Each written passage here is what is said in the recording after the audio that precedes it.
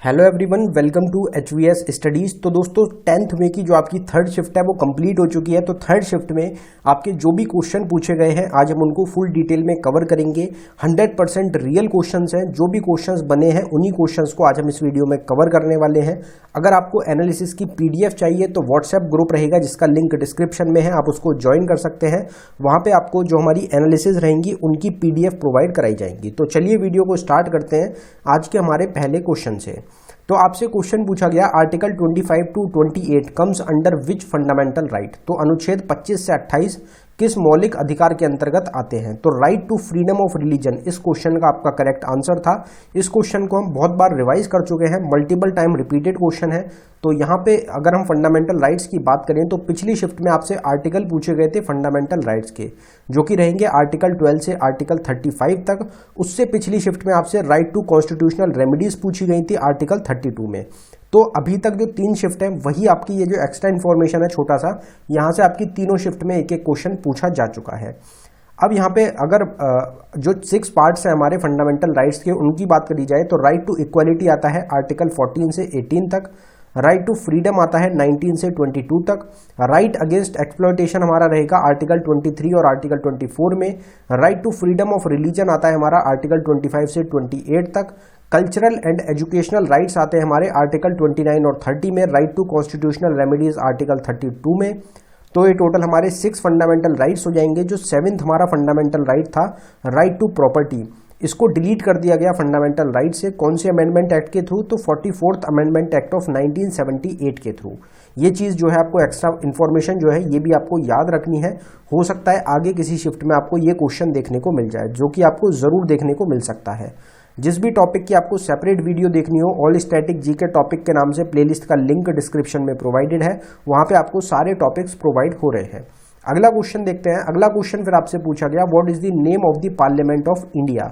भारत की संसद का क्या नाम है? तो संसद ही नाम रहेगा भारत की पार्लियामेंट का। पार्लियामेंट को हिंदी में संसद बोला जाता है। तो यहाँ पे पार्लियामेंट नेम्स की बात करी गई है। बांग्लादेश के पार्लियामेंट को जातिया बोलते हैं। इंडोनेशिया के पार्लियामेंट को पीपल्स कंसल्टेटिव असेंबली।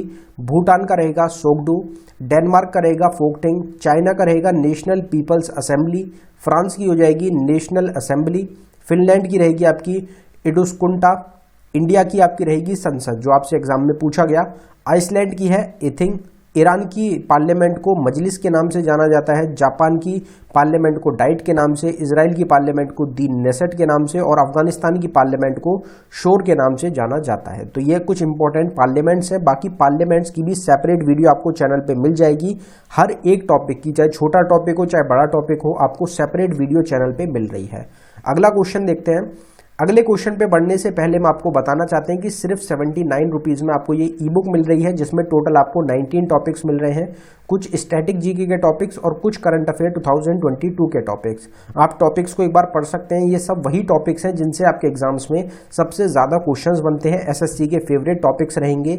ये ई बुक अवेलेबल कराई गई है बाइलिंगुअल लैंग्वेज में, हिंदी और इंग्लिश दोनों में आपको क्वेश्चंस मिलेंगे।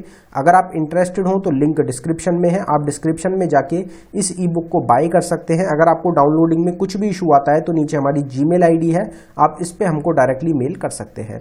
अगला क्वेश्चन देखते हैं हमारा। फिर अगला क्वेश्चन रिपीटेड क्वेश्चन रहेगा आपसे, Cholam dance is from which state of India. तो चोलम नृत्य भारत के किस राज्य का नृत्य है? तो इसमें मणिपुर आपका करेक्ट आंसर था। जो आपकी पिछली शिफ्ट हुई है उसमें आपसे फर्स्ट शिफ्ट में आज की सेम क्वेश्चन बिल्कुल डिक्टो यही क्वेश्चन पूछा गया। आपसे फर्स्ट शिफ्ट में पूछा गया था पुंग चोलम। अब ये जो क्वेश्चन आपसे पूछा गया है ये आपसे शायद दोल चोलम पूछा गया था। तो दोनों ही आपके किसके रहेंगे? मणिपुर के डांस फॉर्म रहेंगे। ये सब आपके मोस्ट इंपॉर्टेंट डांस फॉर्म्स हैं। यहाँ से क्वेश्चन काफ़ी बन रहे हैं तो इनको आप एक बार ज़रूर पढ़ लें। जम्मू कश्मीर के डांस फॉर्म्स रहेंगे रौफ, हिकट, मंजस, कुर्डांडी नाच। झारखंड के रहेंगे आपके अलकप, कर्मा मुंडा, अग्नि, झूमर, जनानी झूमर, मर्दाना झूमर, पाइका, फागुआ। कर्नाटका के हैं आपके यक्षगना, हुत्री, सुग्गी, कुनीथा और करका। केरला के हो जाएंगे ओथम तुल्लाल और कैथा कोंडिया।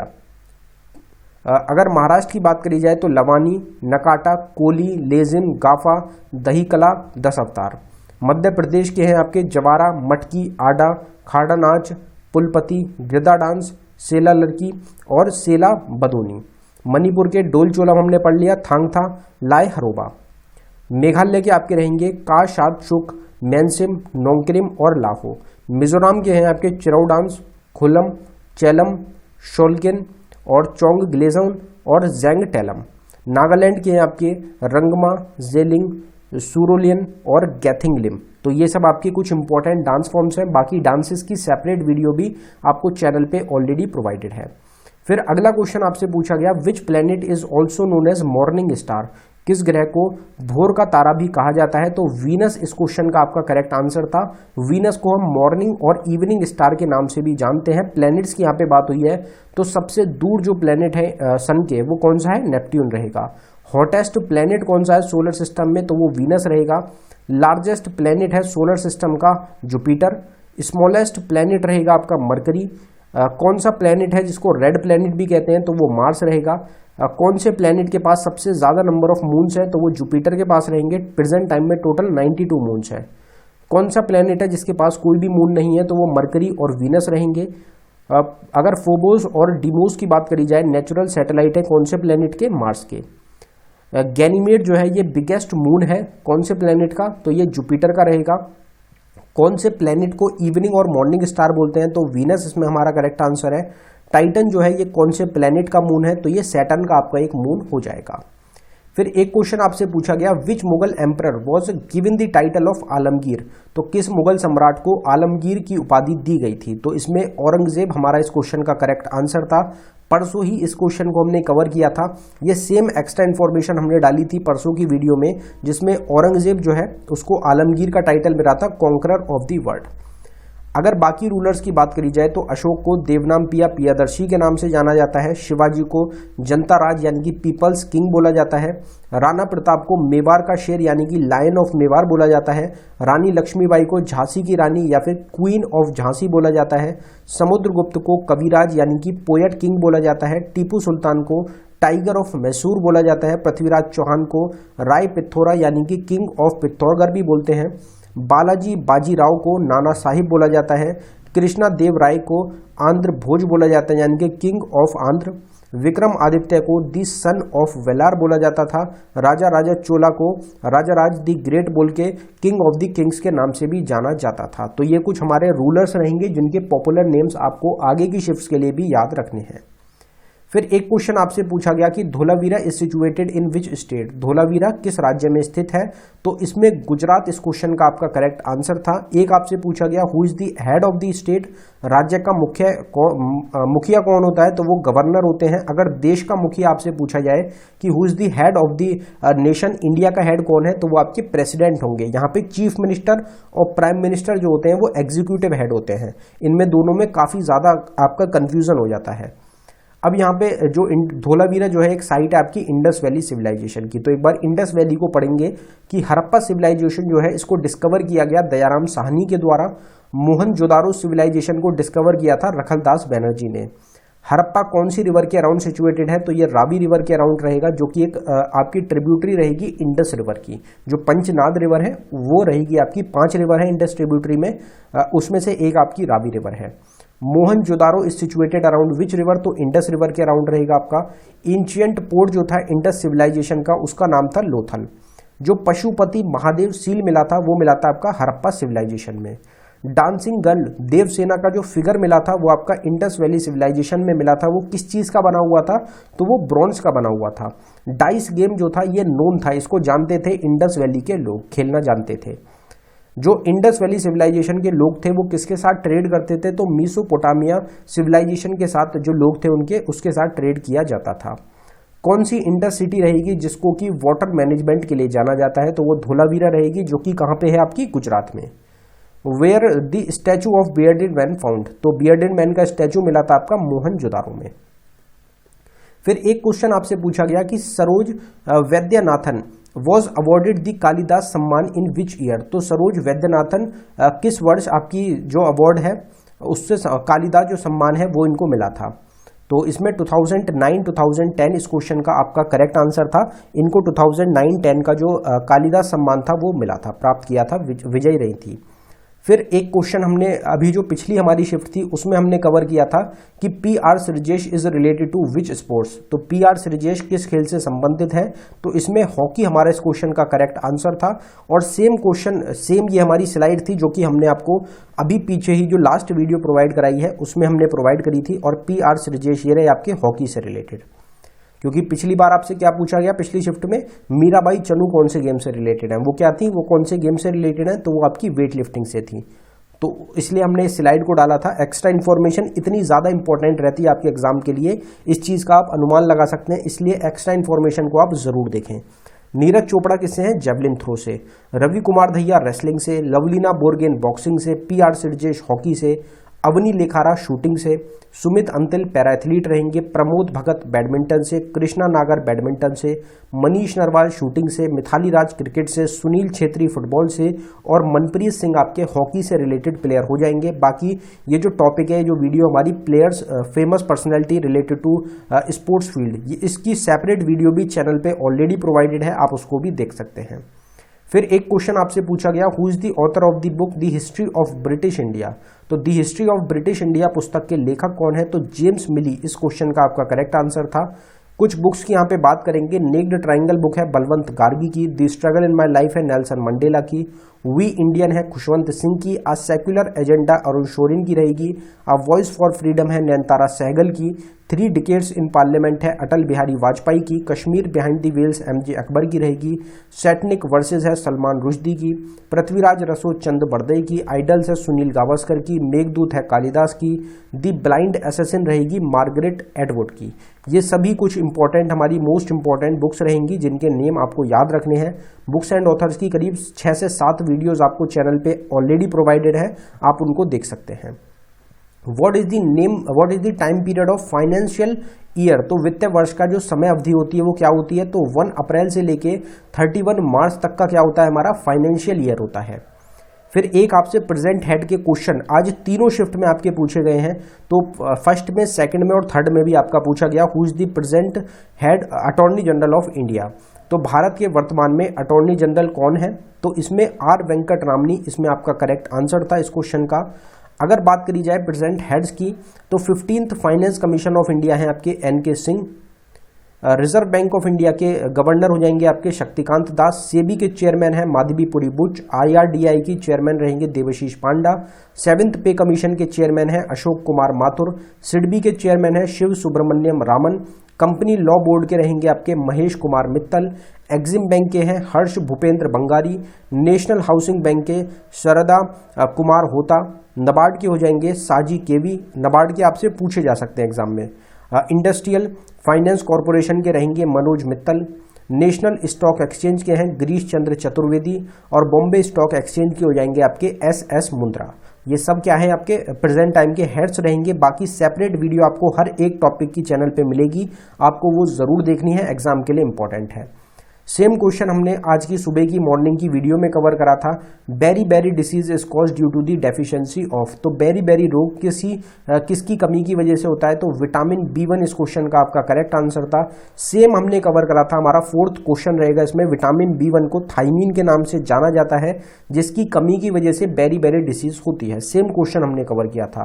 वाटर सॉल्युबल विटामिन है हमारे विटामिन बी और vitamin C, fat soluble vitamin है विटामिन कीड़ा KEDA, विटामिन ए को रेटिनॉल के नाम से भी जाना जाता है जिसकी कमी से नाइट ब्लाइंडनेस बीमारी होती है, विटामिन B2 को राइबोफ्लोविन जिसकी कमी से ग्रोथ और बैड स्किन होती है, विटामिन B12 को साइनोकोबालेम जिसकी कमी से अनीमिया होती है, विटामिन सी को एस्कॉर्बिक एसिड जिसकी कमी से स्कर्वी होती है, विटामिन डी को कैल्सीफेरॉल जिसकी कमी से रिकेट्स की परेशानी होती है, विटामिन के को फाइलोक्विनिन जिसकी कमी से excessive bleeding due to injury की परेशानी हमारी होती है।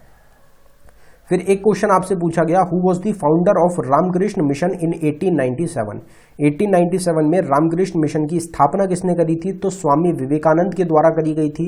ये भी हमारी जो एक्स्ट्रा इन्फॉर्मेशन है वहीं से आपका क्वेश्चन रहेगा, आप इसमें भी हमारा 4th जो ऑप्शन है उसको देख सकते हैं। रामकृष्ण मिशन को फॉर्म किया गया था आपका स्वामी विवेकानंद के द्वारा। जो हमारी एक्स्ट्रा इन्फॉर्मेशन है अगर आप उसको फॉलो कर रहे हैं तो 90% क्वेश्चन आपको एग्जाम में डायरेक्ट मिल रहे हैं। ब्रह्मो समाज को फाउंड किया राजा राम मोहन रॉय ने, प्रार्थना समाज को आत्माराम पांडुरंग ने, आर्य समाज को दयानंद सरस्वती ने, सत्य शोधक समाज को ज्योतिबा फुले ने, अलीगढ़ मूवमेंट को सैयद अली अहमद खान ने, आत्मीय सभा को राजा राम मोहन रॉय ने, तत्वबोधिनी सभा को देवेंद्र नाथ टैगोर ने, सर्वेंट्स ऑफ इंडियन सोसाइटी को गोपाल कृष्ण गोखले ने, हिंदू महासभा को मदन मोहन मालवीय ने, अनुशीलन समिति को सतीश चंद्र बसु ने और जुगंतर को बरिंद्र कुमार घोष के द्वारा फॉर्म किया गया था, फाउंड किया गया था। एक सेपरेट वीडियो आपको मिल जाएगी formation related to freedom fighter, ये जो हमारा टॉपिक है इसी नाम से आपको सेपरेट वीडियो मिलेगी जिसमें सारी फॉर्मेशन से रिलेटेड हमने क्वेश्चंस कवर करे हैं। मोस्ट इंपॉर्टेंट टॉपिक है, बार बार इस टॉपिक से आपके एग्जाम्स में क्वेश्चन बन रहे हैं। फिर एक क्वेश्चन आपसे पूछा गया, where is the headquarter of spice board, मसाला बोर्ड का मुख्यालय कहां पे है? तो कोचिन केरला, और केरला को क्या स्पाइस गार्डन ऑफ इंडिया के नाम से भी जाना जाता है। फिर एक आपसे ऑटोबायोग्राफी पूछी गई, India wins freedom is the autobiography of, India wins freedom किसकी आत्मकथा है? तो मौलाना अबुल कलाम आजाद। इस क्वेश्चन का आपका करेक्ट आंसर था। जो ऑटोबायोग्राफीज हैं ये भी आपसे एग्जाम्स में बहुत ज्यादा पूछी गई हैं। ऑटोबायोग्राफीज की भी सेपरेट वीडियो चैनल पे आपको मिल जाएगी। ऑटोबायोग्राफीज की अगर बात करें, दी टेस्ट ऑफ माई लाइफ है युवराज सिंह की, एन ऑटोबायोग्राफी रहेगी जवाहरलाल नेहरू की, विंग्स ऑफ फायर है एपीजे अब्दुल कलाम की, एस अगेंस्ट ऑड रहेगी सानिया मिर्जा की, प्लेइंग इट माई वे है सचिन तेंदुलकर की, a shot at history Abhinav Bindra की, the race of my life रहेगी मिल्खा सिंह की, सिक्स मशीन है क्रिस गेल की, कॉन्ट्रोवर्शियली योर्स है शोएब अख्तर की, 281 एंड बियॉन्ड रहेगी वीवीएस लक्ष्मण की, अनफिनिश्ड आ मेमोर है प्रियंका चोपड़ा की, a long walk to freedom Nelson Mandela की रहेगी, ड्रीम्स फ्रॉम माई फादर है बराक ओबामा की, freedom in exile Dalai Lama की रहेगी, truth love and a little malice रहेगी ऑटोबायोग्राफी खुशवंत सिंह की। सभी मोस्ट इंपॉर्टेंट ऑटोबायोग्राफीज हैं, सेपरेट वीडियो को भी आप देख सकते हैं जिससे कि पूरा टॉपिक आपका कवर हो जाए।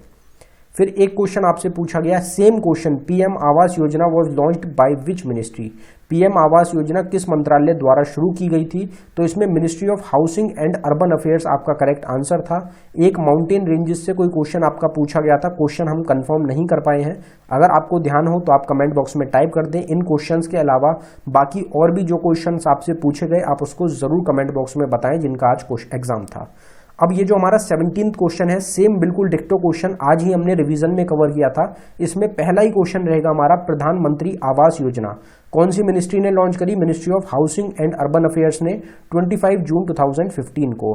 प्रधानमंत्री गरीब कल्याण योजना को मिनिस्ट्री ऑफ फाइनेंस ने लॉन्च किया 20 जून 2020 को। मेरी पॉलिसी मेरे हाथ, ये भी आपसे पूछी जा चुकी है, रिवीजन से बहुत ज्यादा क्वेश्चंस आपके एग्जाम्स में बन रहे हैं। Ministry of agriculture and farmers welfare के द्वारा 26 फरवरी 2022 को। राष्ट्रीय उच्चतर शिक्षा अभियान को ministry of human resource development ने आपका लॉन्च किया 2013 में। हम यहाँ पे भी आपको गारंटी दे रहे हैं इस क्वेश्चन की कि ये क्वेश्चन भी एग्जाम में आपको जरूर देखने को मिलेगा। तो स्माइल जो स्कीम है इसकी फुल फॉर्म को आप याद रखिए, support for marginal individual for livelihood and enterprises, जिसको लॉन्च किया social justice and empowerment ministry ने 12 फरवरी 2022 को।